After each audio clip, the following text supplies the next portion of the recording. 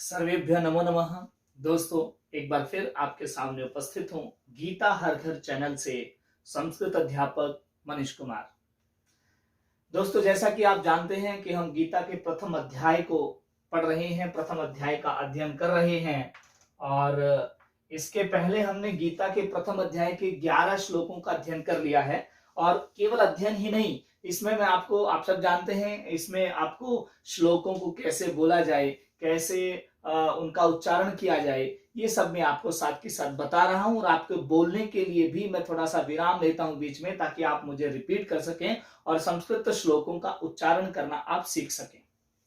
तो आइए थोड़ा सा पीछे ले चलता हूं। पिछली वीडियो में हमने देखा था कि आचार्य द्रोण के पास खड़े दुर्योधन किस तरह से अपनी सेना का उत्साहवर्धन कर रहे थे। एक तरह से मैंने उसमें बताया था कि कूटनीति का भी झलक थोड़ा सा उसमें दुर्योधन की नजर आ रही थी। तो आइए आज के वीडियो में आगे बढ़ते हैं। लेकिन आज की वीडियो पर जाने से पहले मैं आपको बता दूं, काफी इंपोर्टेंट, काफी महत्वपूर्ण होने वाली है, क्योंकि अंत में आपको एक सवाल का उत्तर मिलने वाला है कि कुरुक्षेत्र की जो रणभूमि में युद्ध प्रारंभ का एक घोषणा की गई थी, वो किसके द्वारा की गई थी, अर्थात कैसे युद्ध की शुरुआत होती है। तो आइए आज की वीडियो में आगे चलते हैं श्लोक नंबर 12 की ओर। तस्य संजनयन् हर्षम् कुरु वृद्धः पितामहः सिंहनादं विनद्योच्चैः शंखं दद्मौ प्रतापवान्। क्या कहा सुनिए, तस्य संजनयन हर्षः, तस्य मतलब उसके, संजनयन खुश, संजनयन मतलब बढ़ाते हुए, किसको बढ़ाते हुए, हर्षम हर्ष को, उसकी खुशी को बढ़ाते हुए, किसकी खुशी को बढ़ाते हुए, दुर्योधन की खुशी को बढ़ाते हुए। कुरु वृद्धः, कौरवों में वृद्ध, पितामह पितामह ने, उसकी खुशी को बढ़ाते हुए कौरवों में वृद्ध पितामह ने सिंहनादम, सिंह की नाद, सिंह की गर्जना सा, विनद्य, विनद्य मतलब गरज कर, शेर की गर्जना की तरह गरज कर, उच्चई मतलब जोर से, शंखम शंख, ददमऊ बजाया, प्रतापवान, कौन प्रतापवान, पितामह भीष्म, अर्थात प्रतापवान कौरवों में वृद्ध पितामह भीष्म ने शेर की गर्जना का सा, जैसे शेर दहाड़ता है, जैसे शेर गर्जना करता है, ऐसी गर्जना के साथ, ऐसे उत्साह के साथ अपने शंख को बजाया। और तस्य संजनयन् हर्षम, उसको हर्ष देते हुए, उसकी खुशी को बढ़ाते हुए, अर्थात जैसे ही पितामह भीष्म ने मतलब उस ऊंचे स्वर में अपने शंख का वाचन, शंख को बजाया है, उससे क्या हो रहा है, दुर्योधन को हर्ष हो रहा है, खुशी हो रही है। हाँ, दुर्योधन की खुशी बढ़ रही है कि देखिए आचार्य जो कि हमारे सबसे बुजुर्ग हैं, कुरुवृद्ध हैं, देखा ना, लिखा ना कुरुवृद्ध, कौरवों में वृद्ध, पितामह भीष्म जो सबसे वृद्ध हैं, वही इतने उत्साह के साथ युद्ध में खड़े हैं, तो जीत निश्चित रूप से हमारी होनी है। ऐसा स्वप्न कौन देख रहे हैं, ऐसा स्वप्न देख रहे हैं दुर्योधन। हाँ, तो कौरवों में वृद्ध पितामह भीष्म ने सिंहनाद की गर्जना करते हुए, अर्थात शेर की तरह गरजने वाले उस ऊंचे स्वर में किसको, अपने शंख को बजाया। और वो शंख किसको हर्षित कर रहा है, किसको खुशी दे रहा है, दुर्योधन को हर्षित कर रहा है। आगे बढ़ते हैं अगले श्लोक, श्लोक नंबर 13 पर। मैं थोड़ा सा फास्ट इससे चल रहा हूं, बहुत सारे ऐसे शुभ चिंतकों का मत था, मानना था कि भाई वीडियो थोड़ा छोटी बनाया करो, थोड़ा फास्ट चला करो। आगे बढ़ रहे हैं 13वें श्लोक की ओर। ततः शंखाश्च भीर्यश्च पणवानक गोमुखाः सहसैवा अभ्यहन्यन्त सह शब्दः तुमूलोऽभवत्। पुनः एक बार इसको फिर से आते हैं, सह शब्दः तुमूलोऽभवत्। आइए क्या कहा, ततः उसके बाद, अर्थात पितामह भीष्म के शंख बजाने के बाद, ततः शंखा, शंख एक नहीं बहुत सारे, क्योंकि जितने भी बड़े बड़े योद्धा हैं सबके पास शंख हैं, क्योंकि आप जानते हैं युद्ध का प्रारंभ और एंड समाप्ति, जैसे ही दिन भर सुबह प्रातः काल में युद्ध प्रारंभ होता था तो शंख बजाने से ही प्रारंभ होता था, और सायं जब सूर्यास्त हो जाता था तो शंख बजाने पर ही युद्ध समाप्ति की घोषणा होती थी। बड़ा टेक्निकल तरीके से युद्ध हो रहा था भैया, ऐसे वैसे नहीं था। इसीलिए धर्म युद्ध कहा गया। बहुत सारे नियम, बहुत सारे रूल रेगुलेशन, बहुत सारे सिद्धांत थे युद्ध के।